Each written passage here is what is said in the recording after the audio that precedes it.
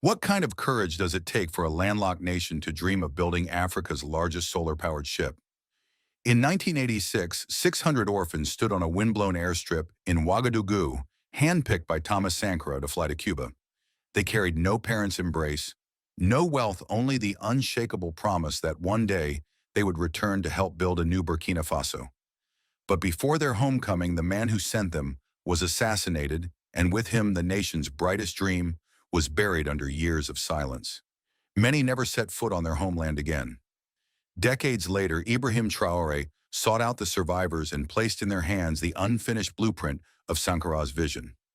If those once abandoned can rise from grief to craft a vessel destined for history, what excuse remains for us to let our continent drift? Tell me where you are watching from and subscribe, not for entertainment, but to stand with a rising Africa. Burkina Faso, the land of upright people. A name not born from chance, but from defiance carved into the conscience of a nation by Thomas Sankara himself. Before that, the world knew this place as Upper Volta, a cold label from colonial maps carrying no heartbeat from the people who lived here. Sankara tore that name away, like breaking a chain, replacing it with a promise. In 1986, as part of that promise, he gathered 600 orphans from dusty streets and remote villages, children who had already endured more loss than life should ever demand, and entrusted them with a mission big enough to outlive them. They were not chosen for their muscles, nor for their grades on paper.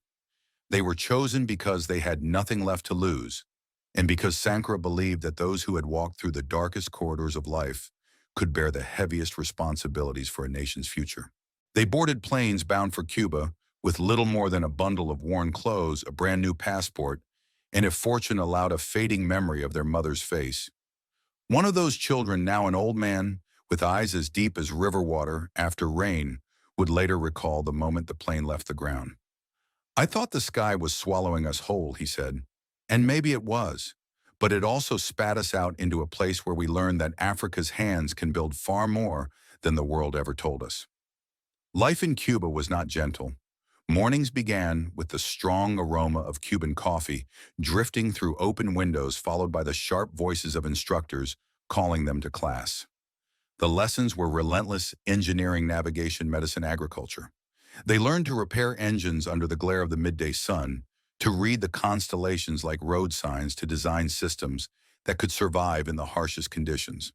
At night, they sat together in small groups, sharing bowls of rice and beans, weaving stories of home mango trees, heavy with fruit cousins, laughing in the heat, the smell of red earth before a storm. Then, without warning, the storm broke for real. News came that Thomas Sankara had been assassinated. His voice, his vision, his unshakable courage silenced in a single burst of betrayal. In Cuba, the children sat frozen. Some cried. Some clenched their fists until their knuckles turned white. Even at their young age, they understood the man who had promised them a future could no longer protect it. When they returned to Burkina Faso, it was not to the hero's welcome they had imagined. The new government had other plans, other priorities, and the grand vision for their skills was quietly buried under paperwork and dust. A few were given token jobs. Many were left adrift. Some fell into despair so deep they never resurfaced. And yes, not all of them lived to see this day. Out of the original 600, only a few dozen remain alive and strong enough to work. Their ranks have thinned, but their resolve has not. One survivor told me, "Every time one of us dies, it feels like a page is being torn from a book. This ship we are building, it is how we keep the story from ending." Their story is not just about technical skill. It is about the weight of being forgotten and the courage to resist erasure. It is about the smell of the streets they once slept on, the rhythm of Cuban waves against the harbor, and the suffocating silence of a government that did not know what to do with them. And now it is about return, not just to their homeland, but to the mission that began almost 40 years ago. That is why whenever I hear someone say Africa cannot do this, or that, my mind turns to the sons of Sankara. I think of their calloused hands and their steady eyes, of the way they can carry a dream across decades without letting it rot in their grip.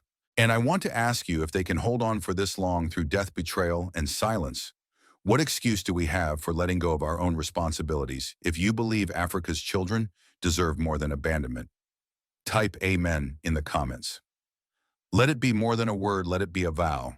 Because what comes next is the turning of the tide, and tides, once they rise, do not ask permission. By the time Ibrahim Traore stepped into leadership, Burkina Faso was a nation carrying scars that stretched across its skin like old battle lines. In the north, villages bled under the shadow of insurgency. The economy staggered beneath the crushing weight of debt.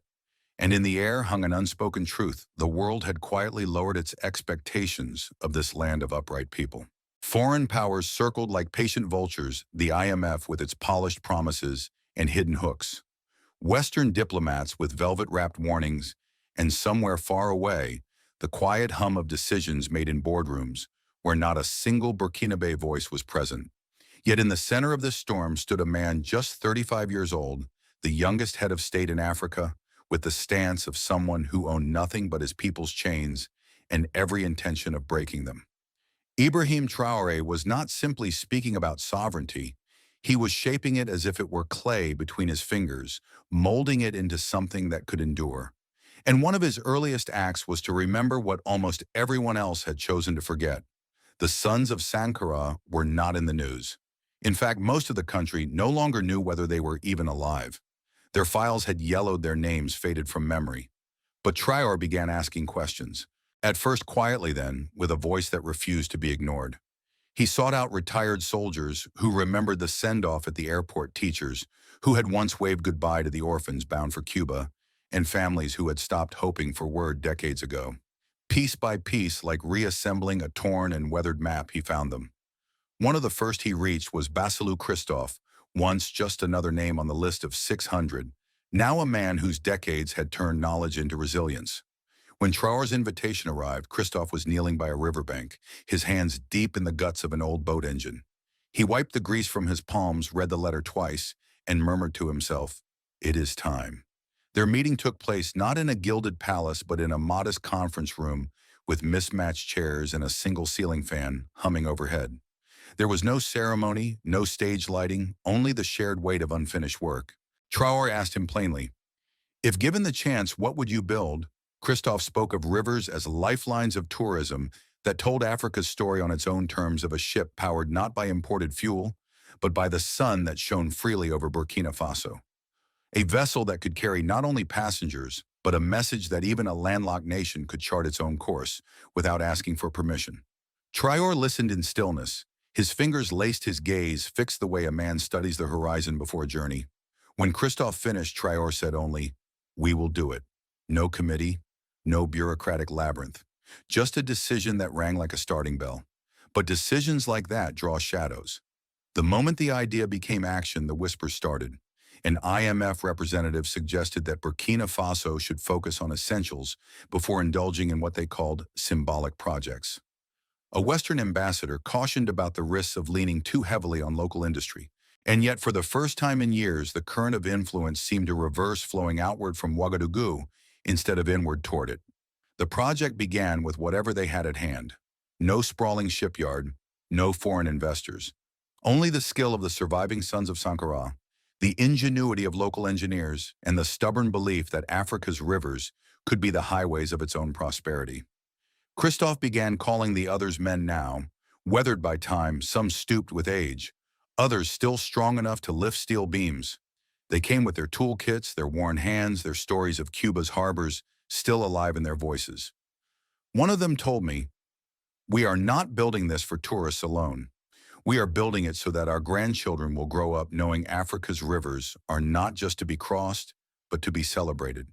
The beginning was anything but smooth. Permits moved slower than the seasons. Materials arrived weeks late. Some days the welding torches went cold because the funds had run dry. But there were also days when the workshop rang with laughter, when the air filled with the rhythm of hammer on steel like a drum beat, calling the future closer, when neighbors brought steaming plates of food, as if to feed not just the workers, but the dream itself. Traore visited during those early months. He made no speech to cameras. Instead, he walked among the men, shook their hands, asked about their families, studied the steel plates with a craftsman's eye.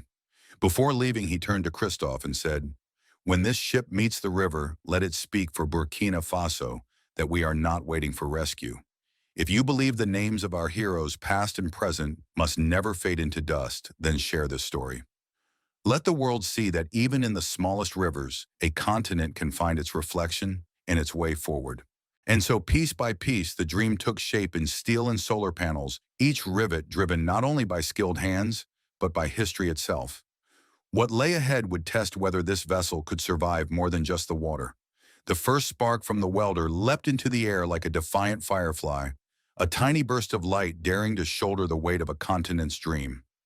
The workshop was thick with the mingled scents of hot steel, fresh paint, and machine oil, a perfume of persistence that clung to the skin and clothes of everyone who crossed its threshold. Outside, the river slid by in slow, deliberate currents, as if pausing to witness what would rise from its banks. This was no gleaming shipyard from Europe or Asia. There were no forest-high cranes, no endless rows of imported machines humming with foreign labels. Instead, there were calloused hands that had gripped both tools and history's backs curved from years of labor, and eyes that had measured far-off horizons, not on maps but in memory. Of the 600 children Sankara once sent to Cuba, only a few dozen were still alive, and fewer still strong enough to work here. Yet those who could made their way, some leaning on canes, some rolling up sleeves over arms marked by scars, bringing not only their skill, but the presence of absent friends who had never returned. One of them, a quiet man named Abu, traced his fingers along the cool metal of the ship's frame and murmured, "This ship is for them too. When it sails, they will sail with it." His words seemed to hang in the air, like incense smoke caught in the steady hum and hiss of welding torches. The blueprint was audacious, a solar-powered vessel with a restaurant below deck, a play area above, and air-conditioned rooms fueled entirely by the African sun. Every sheet of glass was a solar cell, every inch of roof a net to catch the light. The engineers, many of whom had trained abroad decades ago, worked with the patience of farmers planting seeds they knew might grow beyond their lifetimes. But patience was tested quickly. Funding stretched thin, pulled like old cloth across too many urgent needs.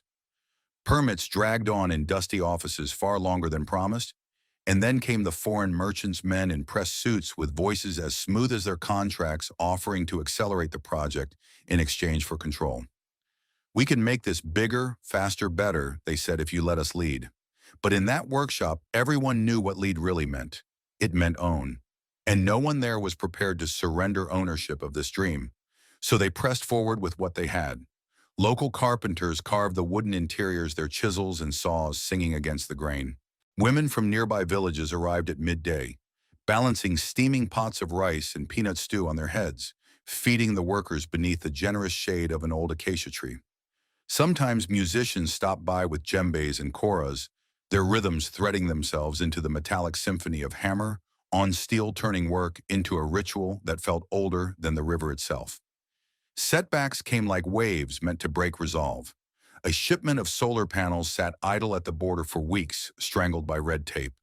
The only generator for cutting steel broke down twice in a single week. Sudden rainstorms turned the dirt path to the workshop into a churning river of mud. Yet the workers came anyway, barefoot if needed, laughing at the sky's attempt to slow them down. And through every delay, the vessel's frame kept rising, ribs of steel climbing from the earth, until they began to resemble not just a ship, but a promise rendered in metal. It was as if the skeleton of the dream had begun to breathe. Abu said to me once, in Cuba, they taught us how to navigate the sea. Here we are learning how to navigate time. He was right. This was not only a race against deadlines, it was a race against the erosion of memory, against the quiet burial of unfinished visions. When the final beam of the upper deck was lowered into place, the workshop fell silent. For a heartbeat, there was no clanging, no welding sparks, no voices. Just the silhouette of the ship framed by the setting sun, while the river below seemed to bend in quiet acknowledgement, as if saluting a new companion it would soon carry. If you believe Africa must first build with its own hands before asking the world for help, type "I stand with Africa" in the comments. Let it stand as proof that we do not wait for permission, and we will not sell our right to decide what sails under our flag. The river was ready to cradle this dream. But beyond its banks, the world was watching, some with pride in their eyes, others with calculations in their minds. Long before the vessel ever felt the embrace of water, its image had already sailed far beyond the bends of that quiet river. One single photograph, the half-built frame gleaming under the midday sun, workers in worn boots, standing like sentinels against the light, began its own voyage. In Nairobi, a Kenyan newspaper splashed the headline, "Burkina Faso builds what the world said it could not." In Bamako, Mali, a radio host played the gentle strings of the kora while speaking of a vessel born from the courage of orphans. In Niamey, Niger University students posted the picture with a simple caption, "If they can do it, so can we." But celebration was not unanimous. The IMF issued a careful, almost patronizing statement applauding local initiatives while sliding in a warning that symbolic projects must not outweigh fiscal prudence. In plain terms, they wanted it smaller, cheaper, and far less ambitious a ship that could fit neatly into the margins of their ledgers. Western news anchors questioned the logic of a landlocked nation investing so heavily in tourism infrastructure, as though Africa's rivers were not themselves part of its wealth and birthright. One evening in a modest home in Ouagadougou, the Christophe family gathered for dinner. Basilou Christophe was away at the shipyard, so his son sat at the head of the table. His mother ladled steaming stew into bowls, filling the room with the scent of garlic, okra, and wood smoke. In the corner, the radio hissed with a heated debate in French voices clashing over whether the ship would become a symbol of pride or a monument to folly. Christophe's son reached over, turned the volume down, and said quietly, "They argue because they cannot imagine us winning without their permission." Then came the envelope. Delivered by hand, the paper thick and heavy, embossed with the seal of a European tourism conglomerate. Inside lay a proposal: buy the project outright. They promised swift completion, global marketing campaigns, and partnerships with international cruise lines. The number they offered was staggering enough to tempt any struggling economy, but the fine print betrayed the truth: ownership of the ship, the routes, and every ticket sold would pass into their hands. When the offer reached Ibrahim Traore, he neither called for negotiations nor sent back a counterproposal. He simply said, "We are not for sale." Those 5 words raced across radio waves and social feeds faster than the offer itself, becoming a rallying cry in towns and cities across the Sahel. In Kenya, a fisherman told a journalist, "If you sell your river, you sell your soul, and once sold it, never returns." In Mali, a griot wove a new verse into an old song, "Better a small boat we row ourselves than a great ship we are forbidden to steer." Refusing foreign ownership was not without danger. It left the project exposed to funding shortages, bureaucratic sabotage, and the slow erosion of public confidence. But it also kept its soul rooted in the soil and water that had given it life. And for those working along the riverbank, that was worth every risk. By now, the shipyard had become more than a workplace. It was a mirror held up to the continent. Some saw hope in it, proof that Africa could chart its own course. Others saw fear, the unsettling possibility that self-reliance might actually succeed. And there were those who saw only profit, calculating how to capture it.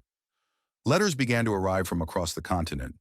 A school teacher in Ghana sent a bundle of colored drawings from her students, each picture showing the ship gliding past markets and mountains. A retired dock worker in Senegal wrote in careful script, "I am too old to join you, but I send my blessing." From Cape Town came a postcard with only 4 words, "Sail for all of us." Still, the doubters refused to be silent. "It will sink," one foreign commentator sneered. "It will never carry a single passenger." To which a Burkinabé elder speaking live on national radio replied with a chuckle, "The only thing that will sink is your doubt. Would you sell the river that raised you? Think on it." Because what is at stake here is not merely steel glass and solar panels. It is the question of whether Africa can choose its own destination without letting the world draw the map first. And as the final weeks of construction ticked by, the riverbank itself seemed to change. The music from the workshop carried farther. Children lingered longer, eyes wide, as they watched the welders work. The air was thick with the scent of roasted peanuts sold by women beneath colorful umbrellas. There was a hum in the air, the hum of something coming, something too large for one bank to contain. The morning of the launch, the river wore an entirely different face. Its surface lay still and luminous, polished like glass, holding the red, green, and gold of flags strung from tree to tree, as if it had decided to keep them safe in its reflection. People had been gathering since the first light of dawn, elders leaning on carved walking sticks, mothers with babies bound securely to their backs, children darting between the legs of the crowd with sticky fingers from fried dough bought at roadside stalls. The air throbbed with the beat of djembes, each note rolling across the water, like the call to battle, only this time the battle was for dignity, for the right to dream on one's own terms. The ship stood at the dock like a living thing, its solar panels catching and throwing back the sun's glare, every curve of its frame speaking in the language of stubborn, long-guarded dreams. Workers in faded overalls, some now wearing the silver crowns of age, ran their hands along the railings they had welded themselves. Among them stood the surviving sons of Sankara, their presence a bridge between past promise and present reality. One man, his back bowed with years, but his voice steady as iron, whispered, "I waited 37 years for this moment. I didn't believe my eyes would live to see it." Ibrahim Traore arrived without the noise of an entourage, moving through the crowd like an ordinary man there to witness history. Yet the people parted for him, instinctively touching his sleeve, calling his name softly as he passed. When he stepped onto the dock, the drumming surged, joined by the long, mournful cry of a traditional flute that seemed to call to the river itself. He walked toward the bow, pausing to rest his hand on the steel, as if greeting an old friend. His voice carried easily over the gathered crowd and the water beyond. "This is not just a ship. This is proof that Burkina Faso can sail without asking anyone for the wind." No one missed the meaning. In a world where foreign loans arrived like invisible shackles, here floated a vessel built entirely with local hands, powered solely by the African sun, gliding on the waters of a landlocked nation. It was as much a political statement as any declaration in Parliament or at the United Nations. Then came the moment everyone had been waiting for. The ropes slipped free. The crowd pressed forward, jostling for a better view. The ship shifted gently, and the river shivered in reply. A lone woman began to sing, her voice high, clear, and carrying an old song once sung to bless warriors as they left for battle. One by one, others joined her, until the air swelled with melody and memory intertwined. The ship moved, slowly at first like a hesitant step, then with growing confidence as the current welcomed it like an old companion.